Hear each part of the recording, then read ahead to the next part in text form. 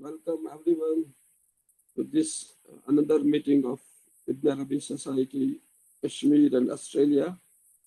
We keep hosting these meetings every Sunday, so it is our pleasure to warmly welcome today our very special guest, Dr. Sameer Siddiqui, who has in fact already been historically, in a way we can say, he has a very special distinction of getting we can say, special transmission of Ibn Arabi in his lineage. And there has been a great tradition of teaching Ibn Arabi in the Khanqahs previously in the subcontinent. And there have been some special and gifted teachers in Kashmir who were very specially interested in Ibn Arabi. And Sameer Siddiqui happens to be in that family. So he has, throughout his life, he has been engaging Ibn Arabi. And I was last time we had a long conversation and we were puzzled by his novel way of addressing certain issues. So he has done PhD in Islamic studies. He has command over several languages. He has written on various Sufi themes, and he has most importantly, he is attempting his best to live that life that Ibn Arabi asked us to live. He is practicing correctly sheep farming that our Prophet ﷺ has recommended us, and that has a special mystical symbolism attached to it. So he has, uh, in a way, tried to create that detachment of heart and mind so that God, ultimately, we are being able to, guided by God, God directly teaches us.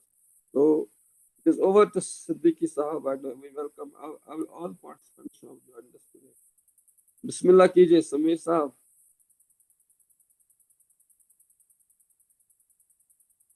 Just unmute yourself. You are still muted, Dr. Siddiqui. Unmute yourself.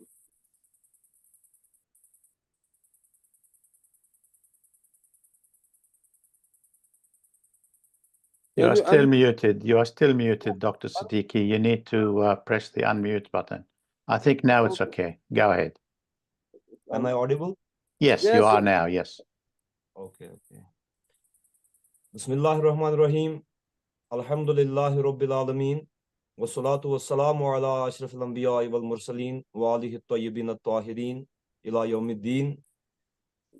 It is a matter of immense pleasure for me to have been invited before this august company of you people.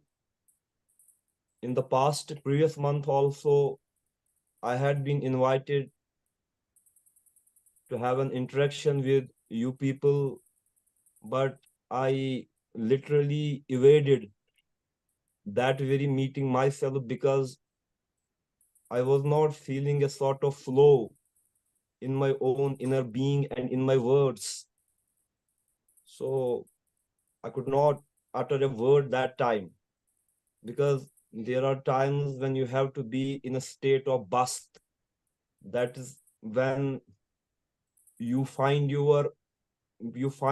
the center of your own circumference, because circumference flows out of the center. Even today, I'm not feeling that much flow in my own self, and I must admit that it may be an artificiality to talk something superficially about the intricate these aspects of being and existence. So I can do no better than to recite or than to read a paper which I had prepared for a university journal, but later on it was not published because I found something missing or lacking in the paper. So, but I think it will suffice for the present. The theme of the paper is influence of Ibn Arabi's Wahdatul Wujud on Sheikh Nuruddin Rishi's thought. In Kashmir, we have a prominent mystic saint who is known as Sheikh Nuruddin Rishi. and in popular parlance, he is known as Nundrishi. And I want to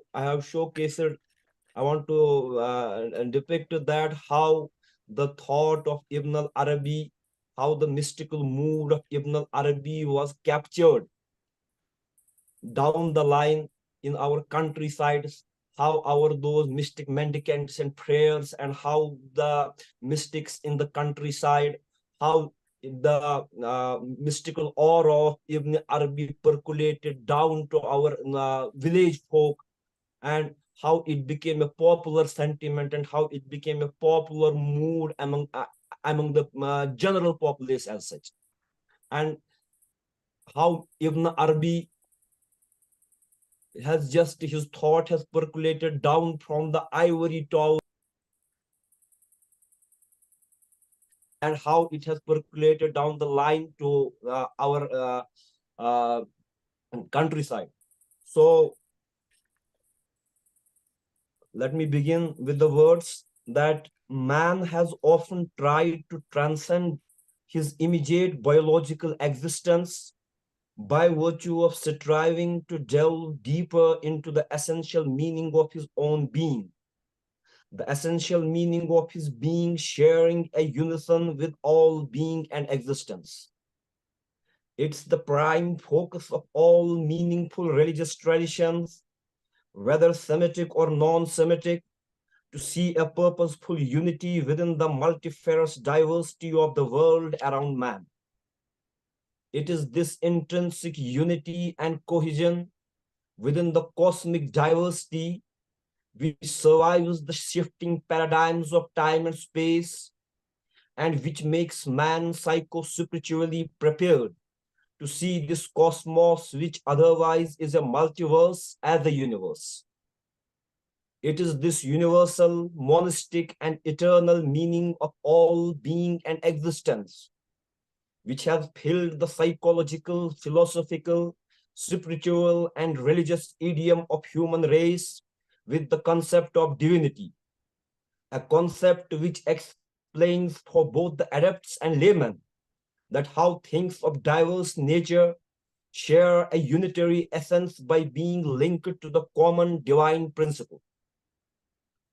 Upanishadic teachings, being a prominent example of the non-Semitic religious tradition, beautifully expounds this state of unitary experience of man with the rest of cosmos by making the bold assertion of Tat Tavam Asi in Sanskrit, which means my Lord, thou art I. It wants to find a purposeful meaning of man's existence by identifying the human self, Atman, with Brahman, the ultimate divine principle, which is the be-all and end-all of the entire cosmos. Now, Islam, being the last of the major Semitic religious tradition, has also visualized this purposeful unity within the cosmic diversity in its own right. Although Islam does not believe in the deification of the creation, yet Holy Quran wants the believers to see the signs and traces of divine creative wisdom within the entire cosmos, Afaq, and within the recesses of man's inner self, Anfus. And about the same, Holy Quran states, Sanurihim ayatina fil afaqi wa fi anfusihim hatta yatabayyana lahum annahu al-haq. And verily we will show them our signs in the horizons and within the inner self, so that it becomes manifest to the people that he only is the truth. In fact, Quran wants to see the signs of divine grace and beauty within each and every phenomenon surrounding man, whether it be the alteration of the day and night, the blowing of the winds and flow of rivers, or even within the natural creatures like a honeybee or even a mosquito. Holy Quran does not only see the traces of creative wisdom permeated through and through the universe, but it even focuses its intention towards the fact that God is the light of the entire cosmos. Allahu nur samawati wal ard. Allah is the light of the heavens and earth. Holy Quran explicitly maintains that the exalted Almighty God, being transcendent in his own right, is verily nigh to the man, thus being paradoxically transcendent with the cosmos and even immanent within it. Holy Quran states about the same, وَإِذَا سَأَلَكَ عِبَادِي أَنِّي فَإِنِّي قَرِيبٌ. And O Prophet, when my servants ask you concerning me, then surely I am very near to them. Now, taking a clue from verses like this and many more, the Sufis of Islam right from the beginning have tried to replicate these Quranic injections about God's immanence in spite of his transcendence within their specific mystical experiences. For them, the concept of divinity was neither to be analyzed nor synthesized within the rational or intellectual discourse. For them, it was an intricate personal experience to be deeply felt by a sort of personal communion with him. This personal communion with the otherwise transcendent divine was to be felt by remembering the divine zikr and by supplicating to him in dua. In fact, there are various verses in the Holy Quran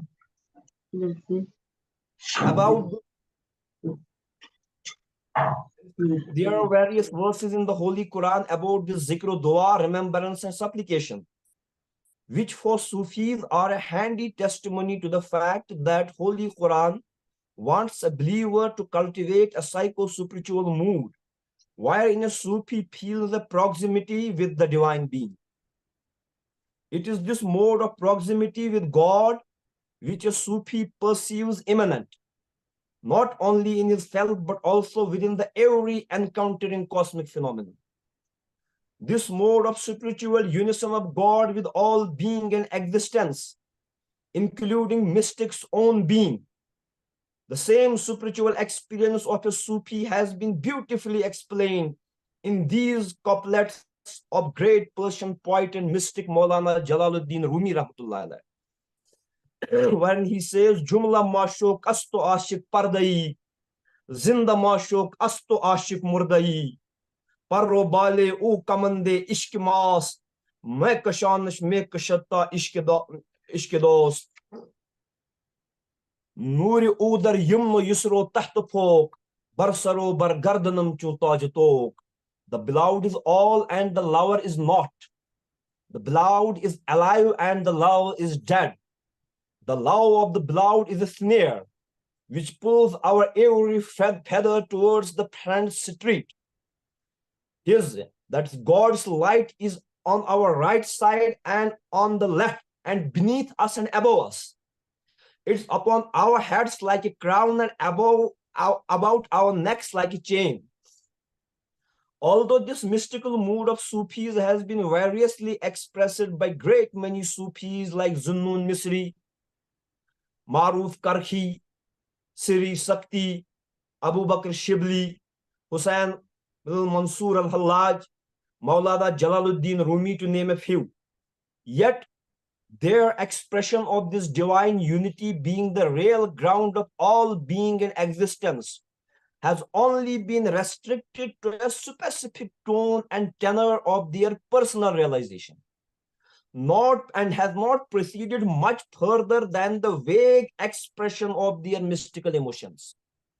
In fact, the real work of theorizing this mystical mood and sentiment of observing the divine being as the real ground of all being and existence rests upon the shoulders of the 13th century Andalusian mystic and polymath, Abu Bakr Muhammad ibn al-Arabi al-Hatimi al-Ta'i, popularly known as Ibn al-Arabi.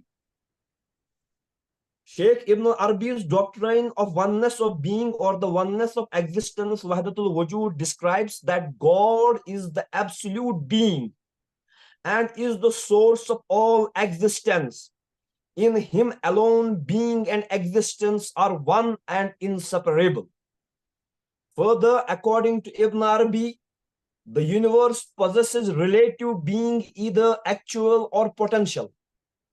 It's both, and let me state it in the words of Arthur J. Orberry. He says, the universe possesses relative being, either actual or potential. And according to Ibn Arabi, it is both eternal existent and temporal non-existent.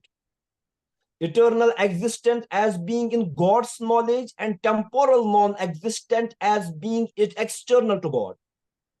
In Ibn Arabi's elaborate theosophy as propounded in his theosophical compendium Al-Futuhatul Makkiyah, and nonetheless his famous treatise Fususul Hikam, the phenomenal world prior to its existence was pre-eternally present within the knowledge of God as immutable entities, al-ayanus sabita. And it is these immutable entities which, without losing their real ground in God's knowledge and existence, came into being as existent realities, al-ayanul mawjuda, within this temporal and fleeting paradigms of time and space. The time and space itself having no real existence other than the one related to the existent entities, which in turn are grounded for their own existence upon their primordial concept of immutable realities, present within the eternal divine knowledge. Although the mystical sentiment of oneness of being, Wahdatul Wujud, as mentioned already, was always present within the mystical consciousness of Muslim Sufis, but Ibn Arabi gave the particular terminology for this sentiment to speak for itself. And consequently, the Sufis after Ibn Arabi, in order to express their deep felt realization of the oneness of being, have always been indebted to Ibn Arabi's usage of specific terminology and method of augmentation vis-a-vis Wahdatul Wujud. The craze of quoting Ibn Arabi to bring one's point home became a rage throughout the length and breadth of the entire Islamdom. Shortly after Ibn Arabi's demise, the opposition to Ibn Arabi's seemingly pantheistic doctrines, of which of course it wasn't, also led to the dissemination of Ibn Arabi's ideas, particularly regarding his concept of Wahdatul Wujud, among the learned and laymen alike. The shared literalist theologians like Ibn Taymiyyah outrightly termed Ibn Arabi as a heretic, while many like 18th century South Asian reformer and mystic Shah Waliullah and many more of his stature described Ibn Arabi as the greatest teacher, Sheikh al-Akbar. As already mentioned, last but not least, as already mentioned, the influence of Sheikh Ibn Arabi on Muslim Sufis has been prominent, and South Asia in general and the Valley of Kashmir in particular, being the cradle of great mystic legacy, also got influenced by the doctrine of Wahdatul Wujud as propounded by Ibn Arabi. And in Kashmir, we have our own indigenous mystical order, which is known as Rishi Silsila, Rishi order. Rishis were, particularly, it was the name given to the Hindu mystics, Rishi. But later on, when Islam, the Valley of Kashmir was dominated by Islam, by the efforts and by the tabligh of Mir Sayyid Ali Hamadani, most of the Kashmiri population, including those Hindu Rishis, Hindu mystics, they too accepted Islam. But they continued their mystical practices, rigorous mystical practices in the forests, deeper in the woods, and their name as Rishi, it continued as such. And those Rishis, one of the prominent Rishi in Kashmir was Sheikh Nuruddin Rishi Rahmatullahi alayh. And he is considered as the patron saint of Kashmir, and that way he is known as Alamdari Multi Kashmir, that is the flag bearer of the Valley of Kashmir. And it is this Sheikh Alam, Sheikh Nuruddin Rishi Rahmatullahi alayh, although he was an illiterate villager and he didn't go to any formal institution for gaining religious education as such, and his he used to meditate deep in the woods and used to roam throughout the Kashmir to inculcate spiritual ethos and mystical ethos among the local populace. And Sheikh Nuruddin Rishi Rahmatullahi Alayhi was introduced to the mystical philosophy of Ibn Arabi by the teachings of Shah Hamdan Amir Kabir Mir Sayyid Ali Hamadani, a sage from the Central Asia who came to Kashmir, and because of his efforts, and there was a mass transformation of the Kashmir Valley within the fold of Islam. And Sheikh Nuruddin Rishi Rahmatullah Alayhi, while eulogizing Hazrat Shah Hamdan Mir Sayyid Ali Hamadani and cherishing his mystical legacy, he says in Kashmiri language, Mir Hamdan Karahai Kal Korbana, Chuk Miran Hun Mir Tadanahan Hundana. Oh, the saint of Hamadan, patron saint of Hamadan, Sayyid Ali, this Sheikhul Alam, Sheikh Nuruddin, he wants us to bow his head in obeisance before your feet, at your feet, because you are the torch bearer of the spiritual ethos of Islam.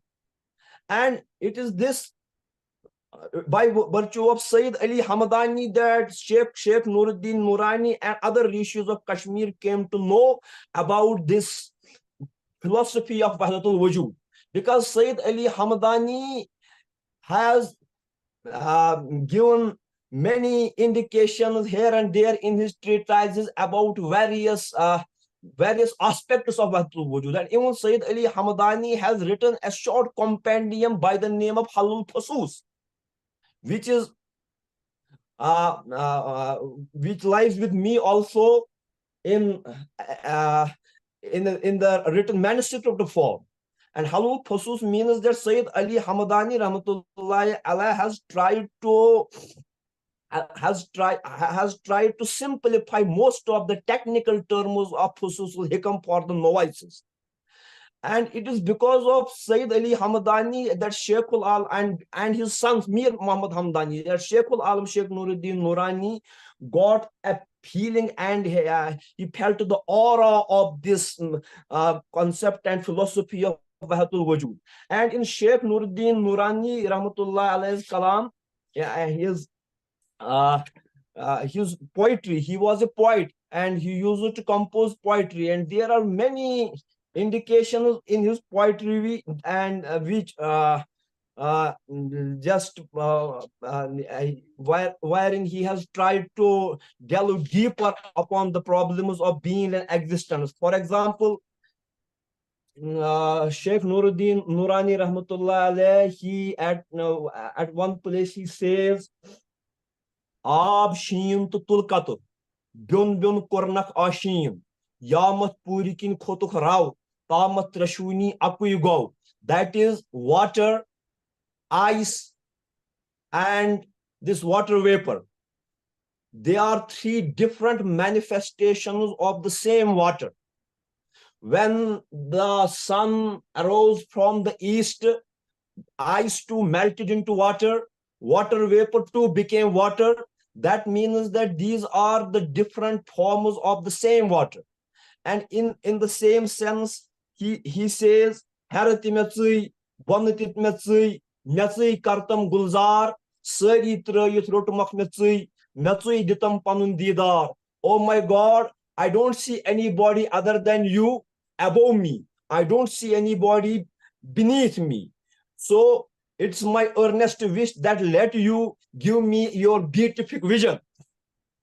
And in the same way, he says, according to Nundarishi, Sheikh Nuruddin Nurani, he used this philosophy of Wahdatul Wujud in a sense to build a communal harmony between the communities. He says, when our God is one and he is all pervading and he is everywhere.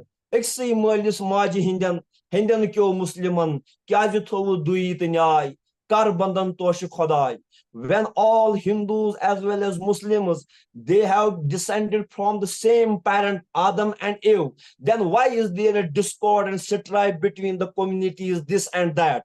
So that way, this perennial philosophy of Ibn al-Arabi, Sheikh Nuruddin Nurani, our patron saint of Kashmir, he used this very mystical mood and sentiment in the in a sense. He used it in a sociological sense to build to bridge the gap between the communities. And it is this very mood and sentiment which is still carried on in our village, which is still carried on in our streets in Kashmir. And it is this that our ancestors, they too had inculcated these mystical tendencies in them, that they used to perceive and feel God in each and everything. And thereupon, this mood and sentiment helped in building an egalitarian society in our in Kashmir. And I think I cannot go further because I'm not feeling that much comfortable, because I am not used to this mode of communication. And to be honest with you, I have first or second time I am here like this upon internet. I am not used to this internet thing, and it's something I feel a bit, it is something alien to me. If you people had been before me, maybe I would have felt something and I would have talked to you endlessly. But this thing, I feel, this internet thing, I feel something missing, that I cannot communicate. So I'm really very sorry that if I have not been up to the mark, and now I leave it upon you. So if there is any interaction, maybe it may help us to go forward. Thank you. Thank you very much, Dr. Sameer. It was beautiful to hear what you're saying. If this is how you speak when there is no flow, I would love to see you when there is a flow. No, thank you very much. This internet is foreign to all of us, but some of us just continue regardless. We can't get the whole thing, but we get as much of it as we can. God pulls us and pushes us as much as possible. We want to respond to that and do the best we can. So we cannot do 100%, but anything less than that is better than zero. So we will do our best. And thank you so much for having done that. You have done your best. Thank you very much, Dr. Sameer, and it was very good. And thank you also for offering to make interaction for people who want to have a comment or ask questions. If that it still is okay with you, we can try, and you decide how you want to respond. That's not a problem. We don't judge you at all. We're not in a position to trust our judgment even. So if we judge you, we will be silly. We will be showing how silly we are. So thank you so much. If anyone has any comments or questions, or they'd like to have a discussion with Dr. Sameer Siddiqui, please feel free to go ahead. Can I get in, sir? Yes, please go ahead. Is that Taslim? Yes, Taslim, please do. Yes. Thank you very much, sir, for allowing me to ask a question. I have been a big fan of Dr. Sameer for a long time, and I enjoyed his talk very thoroughly. I'm sure that there was enough food for thought for everybody in his deliberation.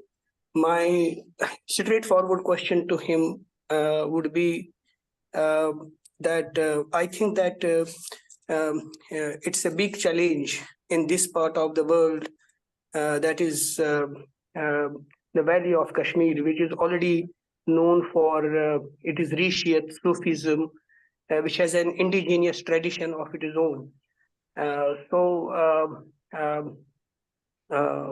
Would it be or would it not be a challenging task for all of us, particularly intelligentsia and Sufi practitioners, to carry forward this legacy and at the same time introduce the insights of Ibn Arabi in the contemporary world and highlight the relevance of them. I hope I am clear. Yes, you are very much clear. And I think in today's world, which is thoroughly just marked by materialism, it is not a challenge only in Kashmir, but everywhere. Because people are not living religion. They are not experiencing religion. They are only reading it through books. They are just analyzing God. For them, God is just like a mechanical concept which is to be analyzed or which is to be synthesized. And I think you cannot understand God. You cannot comprehend him by virtue of logic, because uh, you have to experience it. You have to experience religion, your own inner being. For example, when you go for salah, when you go for namaz, you have not only to recite namaz, but there has to be some mood, there has to be some feeling which is to be inculcated by virtue of this very prayer or namaz. And only reading about things and only analyzing the things endlessly, I think when you speak about God, I think it is much about your sense of belongingness, a sense of personal communion with God. And when you are there for a personal communion with God, it at times defies logic. It is not illogical as such, but love has its own logic. So you need you and when you say that it's a challenge, yes, definitely it is a challenge, but I think you cannot just to speak about these personal experiences and your personal communion with the higher being, higher self. You cannot communicate it in the large audiences. It is it is, I think it is person to person. For example, we in Persian, we have a word hamdard. Hamdard means those which have the same pain. And you can feel my pain only if you yourself have a bit of the feeling of the pain. I cannot tell you what my pain looks like, whether it is triangular, whether it is circular, or what color or what hue my pain, of what color it is. So it's only that I can say that let you have the pain which is in me, so that you can also feel the aura and the blessing of that very divine pain, the pangs of pain or the pangs of separation from the divine being. So it is all personal. So we must not bother much about the things that can we communicate it just in a literal sense or not. So I think each and every person, when he becomes fed up from his own day-to-day course of life, he too wants to find a higher meaning in his to his life.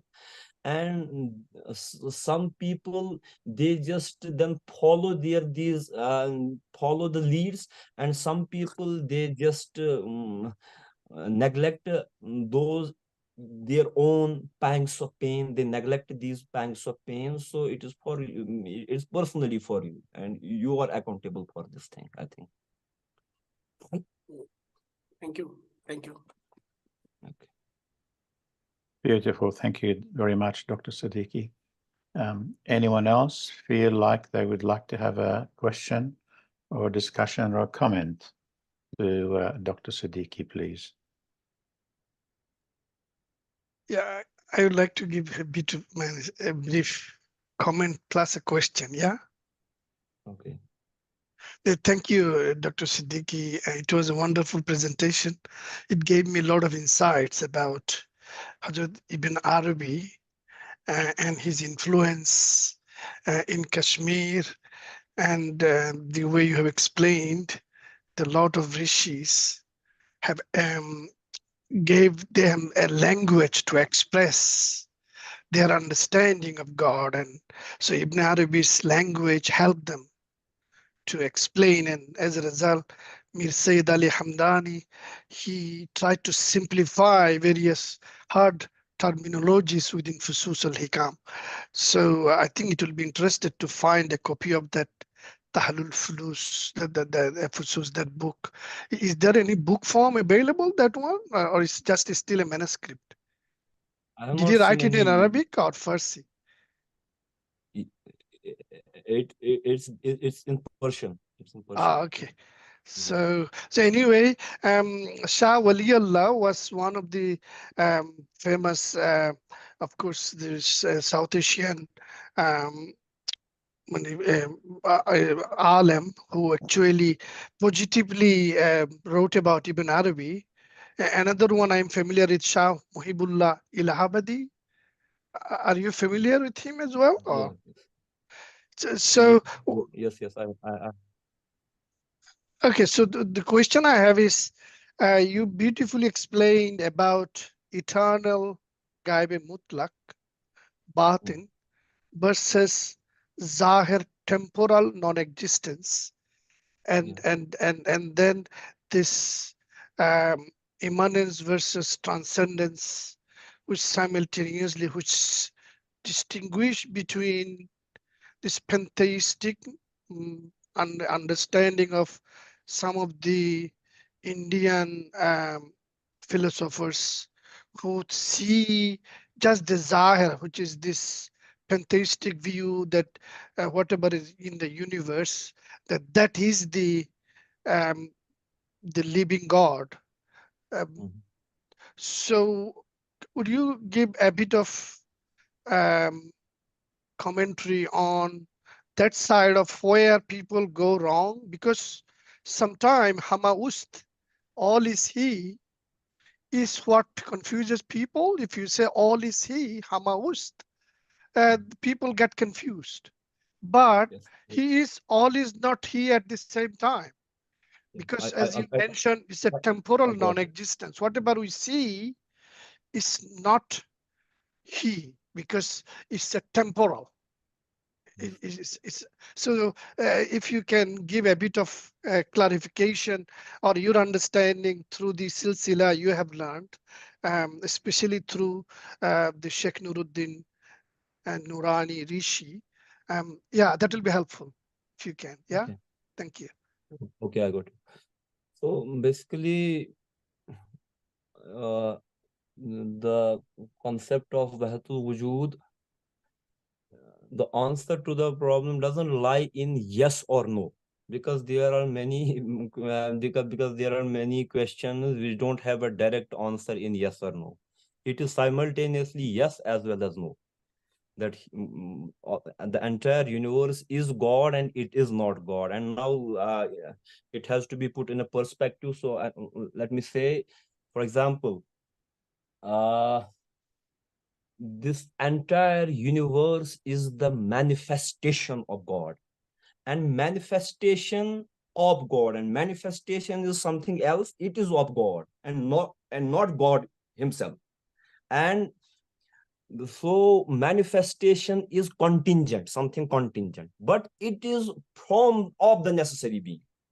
So we can say like this, that we have a piece of gold and we make an ornament out of it. We make just a necklace out of it, or we make something else, an earring out of it. Well, we can say that this earring is gold and gold is earring, but still earring for its existence is dependent upon the gold, but gold as such is not dependent upon the existence of the earring. So that way, entire universe is dependent for its existence upon God, but still God is not dependent upon his own manifestations. He may be a hidden treasure, and he is still complete. A treasure may be hidden, but still it is a full treasure. But the only thing Ibn Arabi wants to say is that then it got manifested.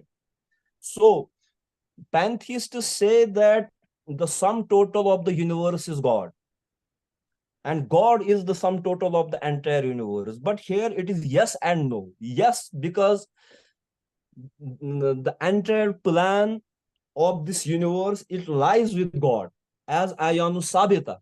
and then he said be, and it became. For example, Quran says, let me clarify it in the words of Holy Quran. Quran says, for Almighty Allah,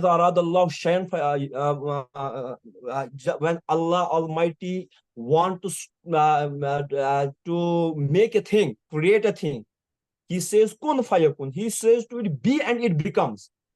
If nothing exists, what is the thing to which God says be?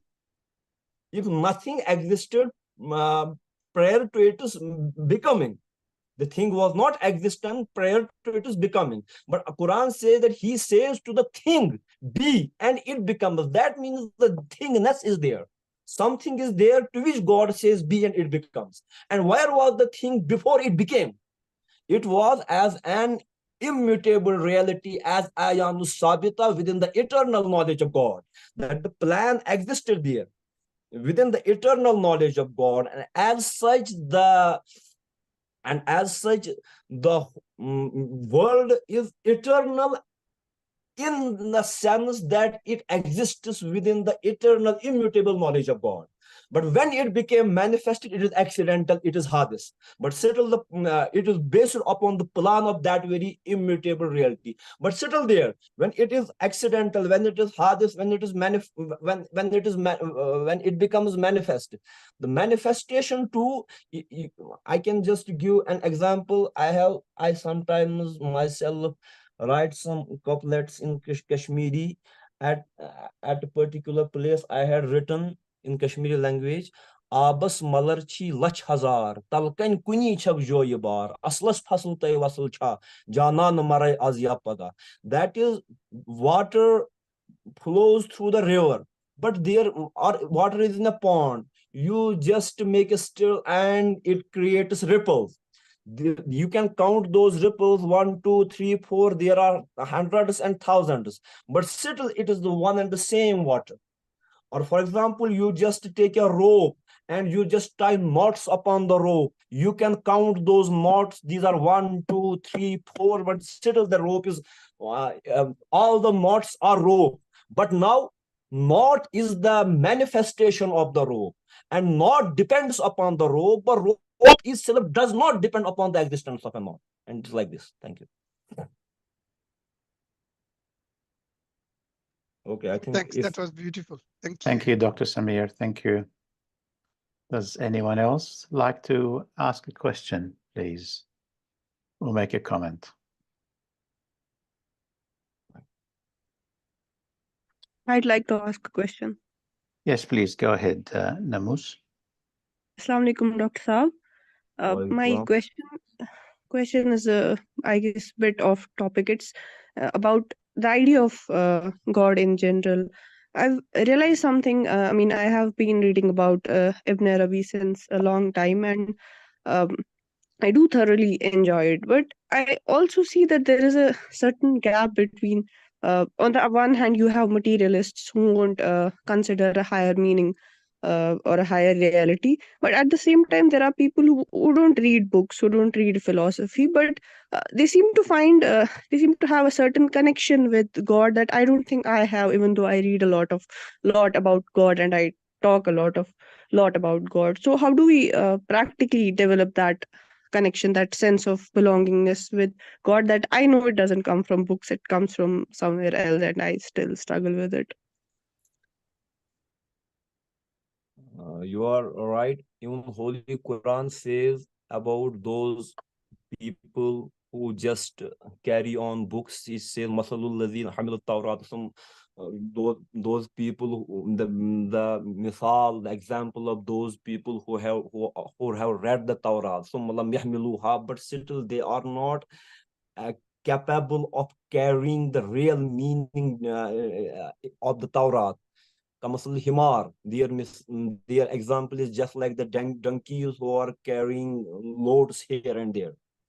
And our patron saint in Kashmir, Sheikh Nuruddin, says, Paran Paran par gai khali khar gai kitab bari hai. By reading only, you have just, by cramming, by rote learning only, you have just filled the pages. And the donkeys, they are on going here and there with their loads only. It is just like this. So you cannot, you basically, deen, basically religion is not a book, it's man. Because religion is meant for man. So the be all and end all of the religion and religious experience is man. You have to feel it for yourself. For example, Rumi says, Sad kitabo sad warak dar nar kun, roye dil ra janibe dildar kun. You just burn these hundreds and thousands of books. Just try to face the mirror of your heart towards your beloved. And you have to do nothing. But what you have to do, you have to be with the afflicted lovers of the God. You have to be in their company. But it is also very difficult to find those godly men. Where do you find them? Because unfortunately, most of this mystical discourse, if I say about our subcontinent, most of this mystical discourse, it has been turned into something of a superstition. And people just say that to ward off those genies, these ghosts, etc., and this black magic and this all these, and people just call those very people as Sufis. But it's not like this. Sufi is not to be Sufi is not a profession. To be a Durvesh, to be an afflicted lover of God, it's not a profession. It doesn't come out of a conscious effort to be something. So it's all that when you have a company with the lovers of God, and you can just feel their sincerity. You can just feel their truthfulness, because it's always ingrained within the human existence that what is good and what is bad. So you can feel it yourself, and you have to be with them. You have to be in their company, and you have to develop a personal communion with the God. And the most precious thing is that just my sheikh used to say, just like an orphan child, just like he weeps for his mother, an afflicted lover of God, he must feel the pangs of separation from the divine beloved, that why I am not experiencing him nigh to myself. So getting involved in it, firstly, it is as something as psychological mood, then it becomes something psycho-spiritual, then it gives way to those spiritual experiences, and it's your own experience then. And your experience will not suffice me, and mine will not suffice you. Everybody has to walk on his own legs, and you have to experience it for your own self. Even if you go to a sheikh, but experience is always yours. It's only prophet whose experiences, not experiences, whose each and every thing, whatever he says is binding upon me. But for a Sufi, his experiences are not binding upon us. They are their own experience. For example, Ghazali says in Al-Manqaz Dalal, his autobiography, it has been even translated by Montgomery Watt in English, deliverance from the error he has named it. And thereupon Ghazali says that if a person just writes many treatises upon the phenomenon of drinking wine, he can say that a person gets intoxicated and he can talk endlessly, but he has not himself tasted wine even a single time in his life. So he can only write about it, but he cannot feel the intoxication. And on the other hand, you have a person who has not written a book, who is an unlettered man, but he has once tasted the intoxication. Although he cannot write a book, but he has the originality of the experience. And those who are writing endlessly but don't have any originality of experience, they are only writing it, they are paraphrasing it for others, and they are nowhere themselves. So it is a personal experience, and you have to develop a personal communion. And now there are various I think various ways by which you can strengthen your those you can strengthen your communion with God. Thank you. Thank you so much. Thank you very much, Dr. Siddiqui. I'd like to ask you a question, if you don't mind, please, Dr. Siddiqui. I hope you will take it with as much humility as I can muster. I do not have that much knowledge, but I do have a question which, when you stated in the beginning you mentioned the word state of bust. I don't really know what bust means in this context, but when you mentioned the word flow after that, and then you mentioned the circumference, I had a feeling I know what you meant. You meant probably something like we are humans, and as a human, we are lacking, of course, a lot. But when we become a spiritual murid and we are on the path, we start learning, whether it's reading books or doing zikr or sincerely and honestly praying and wanting to reach the developmental spiritual development towards God. Maybe we can even use the word Ibn Arabi calls al-insan al-kamil, which eventually we can come to. But until a person reaches al-insan al-kamil, whether that's possible or not for us humans, I don't know. But we are always not at the top. We are always somewhere, either in the middle, or a quarter of the way, or 3/4 of the way, or 5% of the way, or 2% of the way. We are somewhere, but we are also most likely not necessarily at zero. Many of us may be at zero, but I hope that people like who are here today, I hope that we are not at zero, maybe at least 1 or 2% towards this 100%.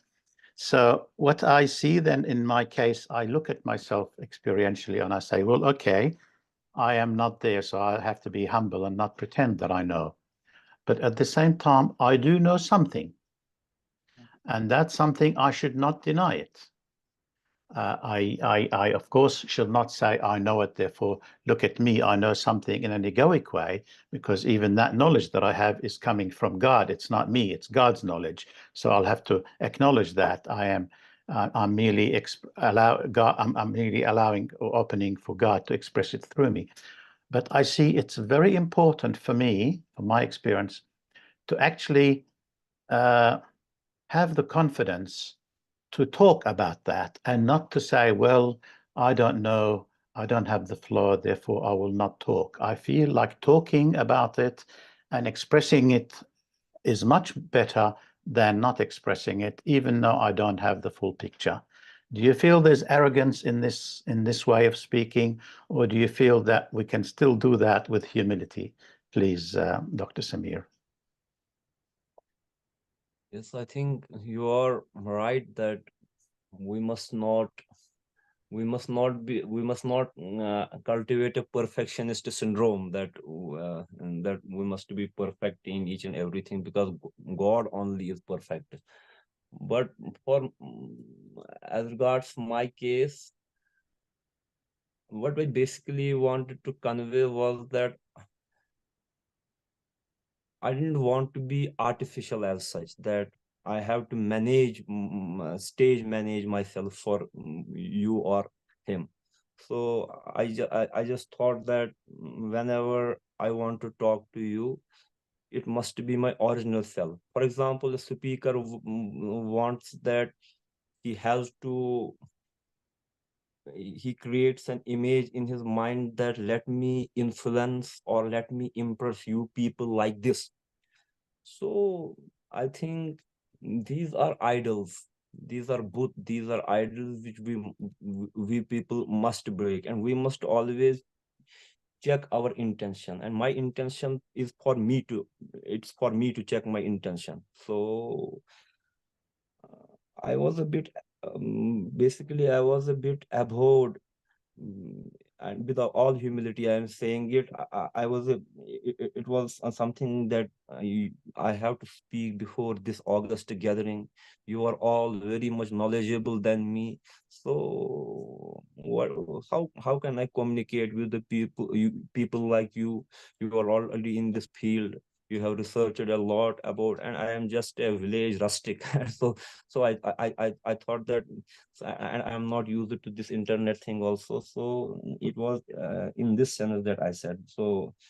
But now I have been encouraged that you said that okay, it's okay with us. So inshallah in future also, in spite of my shortcomings, if you are so much accommodative, then it's very easy for me, inshallah.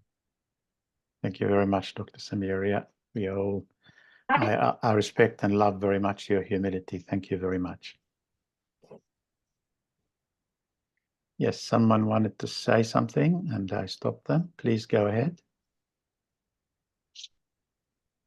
Is it Dr. Tanveer Hayat? You wanted to say something?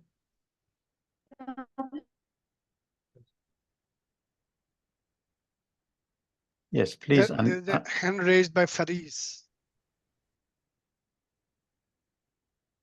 Yes, the hand. Yes, please, Fariz Gulzar.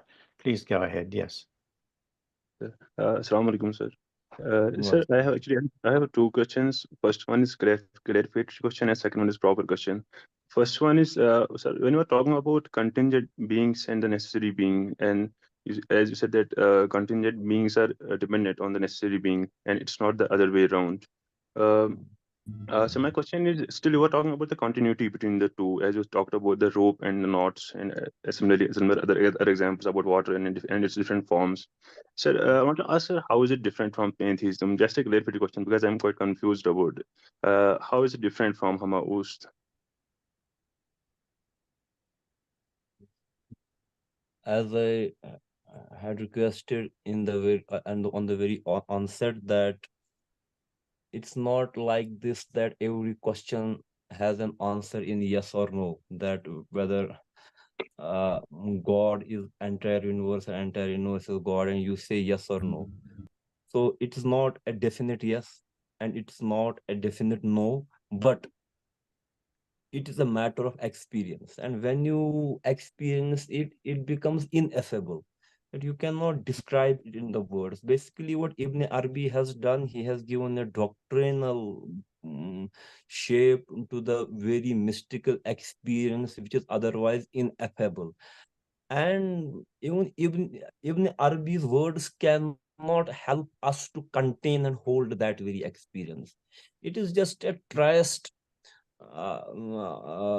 with something which is ineffable. And at least what Ibn Arabi has done, he has just given us a taste and feeling, basic taste and feeling of the overall idea, which is otherwise indescribable. Because if you just go by the what I can say, orthodox by the orthodox sense of the religion too, still God is ineffable.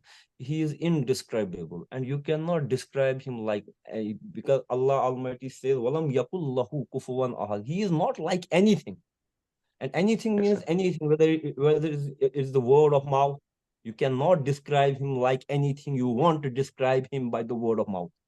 So Ibn Arabi too is also helpless, and we too are helpless. But at least Ibn Arabi is trying to depict his helplessness, that I am just trying to fathom and swim across the sea, which is very deep, which has no other banks, and you cannot see it. So it's all, it's our ages, it's our abdiyat, it's our, what I can say, servitude to Almighty Allah, that at last we can say, just like Prophet Sallallahu Alaihi Wasallam said, La usi sanan alayka anta kama asnait ala nafsi. Oh Almighty Allah, we cannot praise you like you praise yourself. So I think it is something, is an ineffable reality. And what this wahatul wujud or things like these are just like human traits. These are just like small children playing on the shore of a vast sea with the pebbles and trying to create an idea of something which is otherwise ineffable. I can say this because I have no other words to describe it like this. Thank you, sir. Thank you, sir. Oh, sir, one more question. Sir, actually, I was talking to a friend yesterday. So he was talking about, I think, if I'm not wrong, about 7 rishis of Kashmir, and among them, or some silsila. Among there were 7 rishis, and he was talking about, I think, some Sheikh Abdul Qadir Kehnai is his lakab. So, and there's others, I think, in Ladid's poetry somewhere she talks about Kehnumas Kehntam Drao. So I was wondering, how is Kehna, or I think if it came to translate nothingness, seen in Sufism, or for that matter in Kashmiri Sufism, if you can elaborate on it. Or is it, I mean, is it being like nothing and being, is it the same thing, or nothing is something other than being, pure being? Yes. Nothing means that whatever whatever thing has a relative being. Yes, sir. You see it in relativity. That it is a relative thing is nothing, because everything because things in relativity to each other, they exist because of one or another thing. But God Almighty, Allah, He is the absolute being above these relativities. For example, let me clear it like this way. If you are something, for example, a Maulvi Sahab, you are a Maulvi. The most fundamental impediment in your way toward God is your own Maulviyat. Maulvi always looks towards upon his own being a Maulvi, and he cannot find God because he is only after a Maulvi. A mystic or a peer sahab or a peer, simply a dervish, he sees himself as a dervish, as a peer, and the most greatest stumbling block in the way of a peer sahab, in the way of a mystic, is his own stature of being a mystic, and he has to be nothing. And you have not to become something, because if you want to become something, then still you are putting limitations around yourself, that I have to be like this. God is limitless, God is endless, and you have to throw yourself with the wave, and wherever it carries you, this is taslim, this is raza. You have to even surrender your own will and become kin, become nothing by surrendering your will, and you have to be on the maqam raza. For example, a Kashmiri saint says, maqam raza sar me dorum kartam fadras. When you leave your own this will and you entrust your will to the will of God, then the will of God becomes your will, and you yourself become not, and but you become everything, because now you are with the flow. For example, if you just throw a leaflet upon the surface of the river, is it leaflet or is it river which moves on? In a sense, these are both, because leaflet too is moving, and in a way river too is moving, but it is the leaflet which is dead to itself, and now the flow of the river is the flow of the leaflet as such. So when it becomes kehn, it becomes everything, it becomes the flow of the river. Thank you. Yes, sir. Thank you, sir. Thank you. Thank you, Doctor. That was a lovely answer. Thank you very much for that. Anyone else like to ask a question? Is Naveed Ahmed, you trying to say something? Assalamu alaikum, Doctor. Yes, please, go ahead. Sir, it's always an honor to listen to you, whether face-to-face, whether it's on internet, Facebook, or YouTube. So today, I would like to answer, as I'm the novice to this spiritualism, or I would say the Sufism. I would like to know, as a novice, I would like to know what is the spiritual heart, because the terminology used in the Quran is qalb. So is it this physical heart, or is it something else? I have this very sort of confusion. Thank you so much. Basically, the heart used in the Quranic parlance, Quran has used many words for this heart. Sometimes it has used fuad. and at times it has used qalb. Qalb is something which is derived from inqalab, which means which changes. Because when you say there's an inqalab, there's a revolution, that the things have changed. And qalb is derived from this very munqalab, inqalab thing, and it means which changes. That is, qalb means that it changes its status, that it is like sometimes it is, for example, let me put it in a perspective. Basically, a person is a blend of two things. When you say ruh means the divine command, amr of God, which has been breathed into a man, and it is the divine principle in man. And another thing is nafs. Nafs means that your own self, your own ego, which you have created, and which has been created by social conditioning and this and that. And the divine principle, it always carries you upwards. And this principle of nafs, it always carries you downward towards your earthly journey. And now if there are two things, one is going upward, ruh, and another is going downward, then why doesn't the human self become stirred apart? There's a third principle which binds these two distinct and different things together, and this is qalb. Qalb is just like your rope which ties nafs and ruh together. Ruh carries you upwards and nafs carries you downward, and these are basically like just two estranged, like an estranged couple, wife and a husband. Wife doesn't want to live with husband, and husband doesn't want to live with his wife, but they both have a child, and it is for the future of the child that they want to live together. And this child who binds them. Qalb is the child of the changing conditions of the towards ruh and towards nafs, and which binds you together and gives you a sense of existence. But what do you mean by fuad? Fuad is the sanctorium of your inner being. And this is not, and this is something else. And what you say about biological heart is something different. And Quran has not, and religion has not used heart in the sense of the biological heart. And now you have this qalb, which is always struggling between this and that.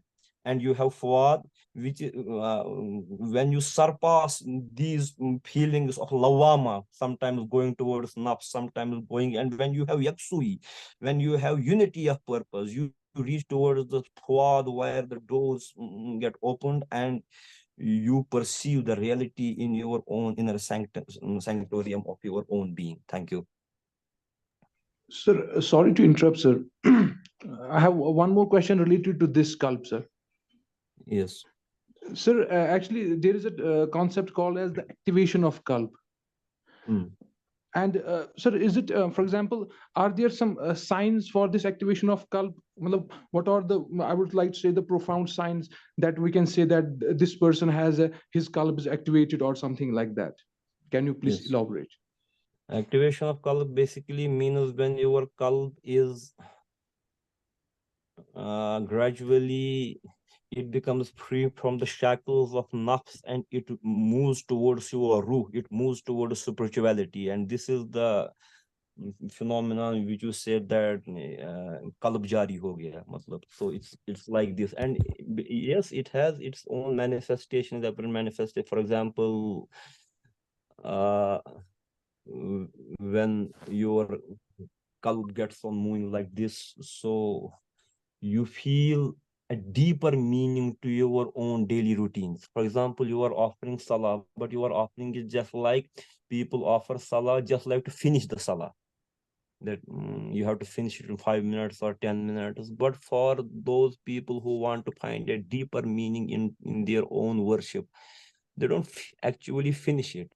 They enter into something else by means of the salah. That is, by being in the act of salah, they are leaving this phenomenon of salah to, and they are moving further apart from salah. That means this salah, this namaz becomes for them a launching pad, and they don't get stuck into the salah. For example, Rumi says, "Bakhuda khabar nadan." darım ki namaz mi guzarım ki tamam şud ruku ki falan şud imam. By God, I don't have even an iota of the sense that how I have completed my salah. I don't even know that who is the imam, and I don't even know when I have completed my ruku and my sujood. For example, Prophet ﷺ said about this prayer, Antabudallaha ka'annaka tara. You must, ihsan is that you must pray just like as if you are seeing towards God, you are looking at God. So first and foremost thing is that you just find deeper meaning into the things, and you become beragbat. You become less and less attached towards the things which are connected to your nafsaniyat, and you become more and more attached to the things of the spiritual stuff. I think I can just convey it like Thank you, this. sir. Thank you. Thank you so much. Thank you so much. Okay. That is a beautiful answer. Thank you very much. It reminds me of a statement I've heard that if you want to find God, God is hiding in the heart of man. So man as a personal human and God as divine, it's as if there's two separate things. They never meet. But in the heart is where they can meet. Or if we want to seek God, this is where we go, which implies we leave the mind and the thinking and the logic and the material alone and go in an exactly opposite direction. And this is where we can find God inside us. It's beautiful what you said. He's like the interface between the two. Thank you. Anyone else like to have a question? May I come in, Frank? Yes, please, Dr. Akib, go ahead. Thank you. Although I don't have any question or a clarification, I just want to thank the speaker, Dr. Sameer Siddiqui, because although we have been conducting sessions on Ibn Arabi since 2019, but this has been a treat, actually.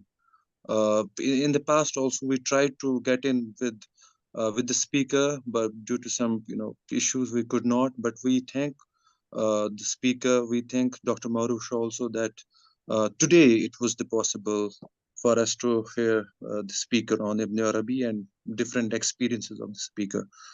I think it means a lot because the power and the experiences of the speaker were a testimony to how truth flows in every created being, especially providing a window to the Kashmiri reception of Ibn Arabi's teachings. And I must confess that it was one of the wonderful sessions on Ibn Arabi among many, because the very experiences of the speaker were flowing through his words. The very power of the truth was flowing through his words, and that is the actual reason we are here today, listening to his words. And we also thank and we also wish we could continue this in the future, and listening to the power and listening to the mysteries from the from the learned speaker. Thanks once again. Thank you. Thank you. Yes, beautifully said. Thank you, Dr. Akib. Yep. I'd like to second that as well, actually, Dr. Siddiqui, and put some pressure on you to allow the internet to take over from you, even if it's for our sake, because we need you. We need to hear your whatever you have to say. You may think that you don't know much and the flow is not there, but even with that lack of flow that you're talking about, you are miles ahead of us in terms of you still help us to get closer to God. So don't assume that you're not helping us. You are helping us enormously, even when you think you may not be. So I'd like to encourage you and ask you if you wouldn't mind, when we ask you again to come, to please think that we are humbly wanting to ask you. It would be my pleasure, inshallah. Thank you. Thank you. Thank you. Okay, anyone else like to ask any questions before we may conclude?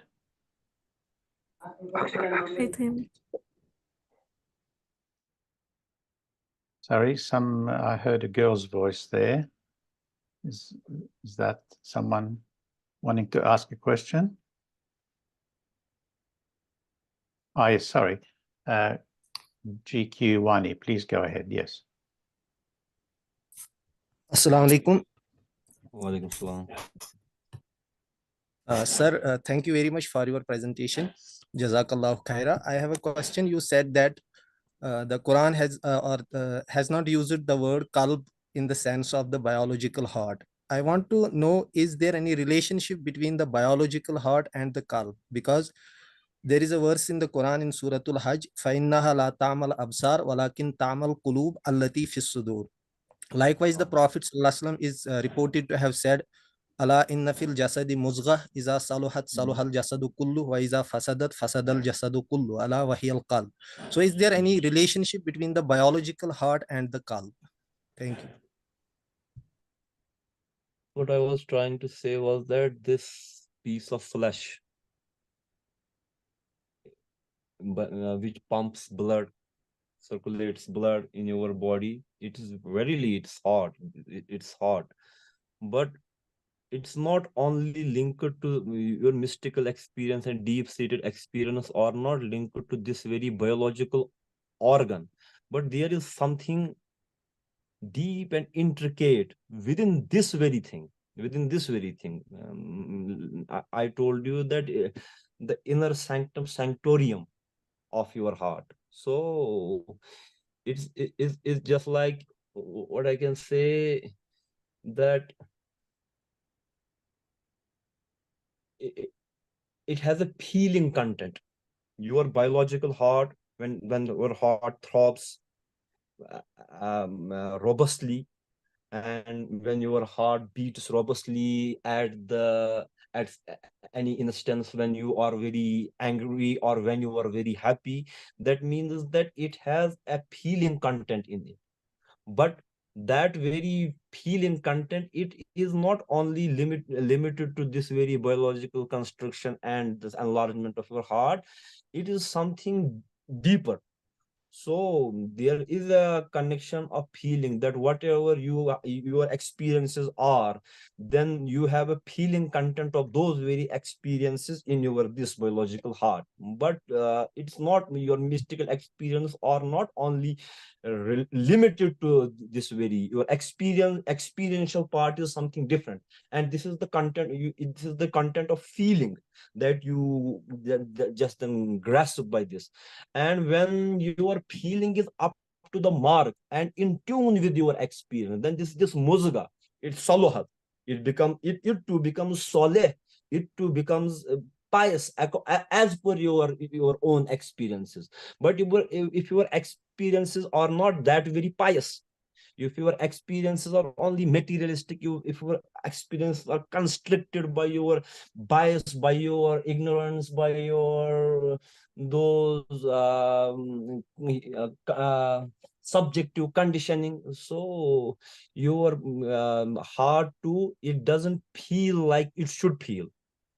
Just like Sadi says, Bani Adam azai yak digaran, kidar afreeniz yak jawharan, अगर उज़्वे बदर्द आवरुद रोजगार दिगर उज़ु हाराना मानद करार तो कज मेहनते दीगरा बेगमी नशायत के नामत नेहद आदमी. When you don't have those up to the mark experiences, that the feeling content of your heart, it too becomes inferior. Then you are not receptive to the pain of others. So your feeling content too, it too gets deteriorated. And it was in this sense that I was saying. Thank you. Okay, anyone else likes to ask a question? We're getting close to time to thank Dr. Siddiqui for his time. So does anyone maybe make this one a last question? Another hand is raised. Another hand is raised. Yes. Go ahead, Dr. Tanvir Hayat, please. Yes, Assalamu alaikum, Dr. Badari Sayyabad, sorry, yeah. Sir, just I want to clear my misconception that is Wahdatul Wujud just a philosophical term, or is it a belief among the Muslims? As regards the word Wahdatul Wujud, Ibn Arabi has not even used it a single time in his those huge compendium Futuhatul Makkiyah or Fususul Hikam. Later on, it has been paraphrased like Wahdatul Wujud. So he has not just himself coined the term Wahdatul Wujud. If you look at Fusus or if you look at Fususul Hikam, then when you get a feeling of his philosophy, the later on people, I don't know where from this term was then later on taken, Wahdatul Wujud. So, but it definitely describes Ibn Arabi's intent. So as regards whether it is a belief or not, I think belief is a concrete term. Belief is a concrete term, and belief is more of what I can say. It brings you towards those narrow and confusing labyrinths of scholasticism that you are believing something like, and this your belief, then it has different articles of faith and like this. When Ibn Arabi speaks about this Wahdatul Wujud, for him it's not a belief. Belief is something that you have to fix an idea of something. And what is Wahdatul Wujud? It is an after effect of an experience. It is not premeditated, that you have to believe like this, and then you have to act upon this. Wahdatul Wujud is the after effect of your action, after effect of your act of experiencing God. So I don't think it is a belief as such. Thank you.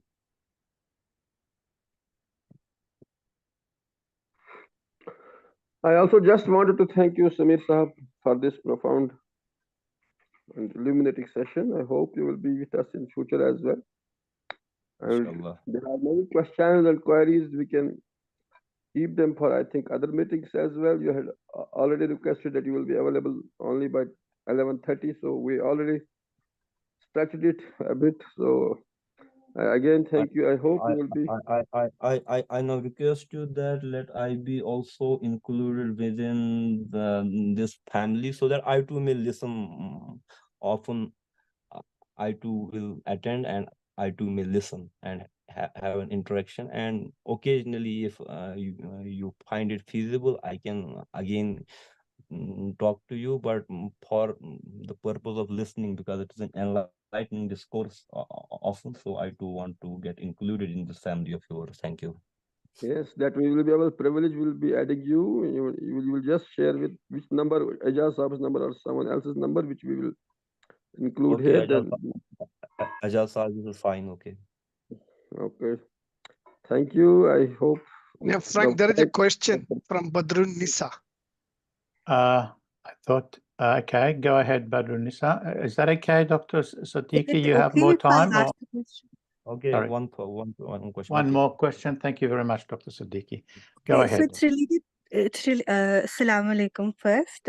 Actually, this question is related to Ibn Arabi's one of the tenet of metaphysics of love. So, when I read Ibn Arabi, he equates God's love to mother's love. Usually, Islam is considered to be a very patriarchal religion, but he equates God's love to maternal love when he says that on the God's throne there are two words written, Rahman, Rahim, and both come from the root word of Rahma, which means womb in Arabic. So it's he equates it with mother's love. Can you elucidate a bit more on what he means and what he wants to show through this? Basically, you see that throughout this Fusus and throughout this Futuhatul Makkiyah, Ibn Arabi has a habit of playing with the words, and he brings different shades of the same color together. For example, white is not only a color, it has very shades. It's off-white, it is full white, it is something like so he brings all connotations and all shades of meaning of a word. And this is the originality of Ibn Arabi, why he differs from the orthodoxy. you are correct that the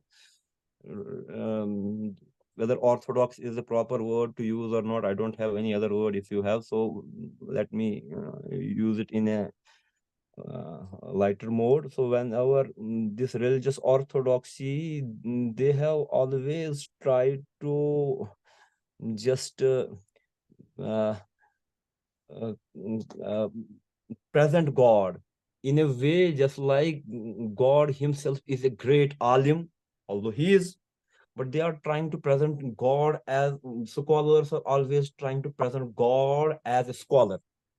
You know, different people have their own concepts of God according to their own thinking. For example, if anybody doesn't get offended, let me say, for example, you have various makatib fikr in Islam. For example, you have the tradition of Maulana Maududi alayhi rahma, and one gets a feel that they are presenting God just like a politician. Somebody is presenting God just like a faqih. For example, for Deoband school of thought, God, Allah is most of his activities are concerned only with fiqh. For example, for Barelvis, God is just a lover, and Noor Muhammad Sallallahu Prophet Sallallahu Alaihi Wasallam is his beloved. It is a saga of love, and they just present God in this thing. And Sufis present God in their own terms. So this is the originality of Ibn Arabi, originality of his feeling, that whatever he feels and whatever he takes from the words, and he just puts it before you. And by rahma of God, raham, it's taken from the root word womb. When you say about Prophet Sallallahu Alaihi Wasallam, "Wama arsalnaka illa rahmatul lil alamin," O Prophet Sallallahu Alaihi Wasallam, we have not sent you down upon the earth, but only as a mercy unto the world. And here too, Ibn Arabi says that Prophet Sallallahu Alaihi Wasallam's his blessings, they are just like the womb of the mother in which both the worlds are contained. So the most profound aspect of the love and mercy is mother, and Ibn Arabi has showed it like this. And Ibn Arabi is so much honest in his dealings that even when he says at times, if you want to contemplate upon the divine beauty, you have to contemplate it in something like he says that in the beauty of a woman. Now, it was provocative for most of the people, but what he meant, it was something that most of the people, their idea of beauty, and he was trying to make it understandable to his contemporary times, that how they took the idea of beauty. He wanted to bring the larger point home, even if he used the similes and metaphors gathered from the day-to-day course of human life. And this is his originality, I think.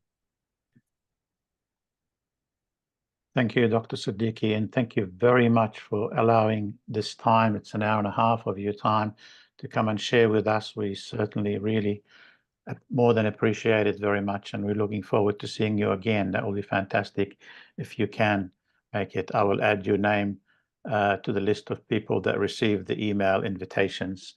So when someone else speaks, we would be honored by you joining us. And even if nobody speaks sometimes, and we don't even have to feel you have to come and prepare a talk, we can just talk amongst friends and learn from each other, learn from you and your presence. So thank you very much. And thank you everyone for coming. And importantly, I want to thank Dr. Maruf Shah for introducing us to Dr. Siddiqui. That is a beautiful thing that happened. Thank you.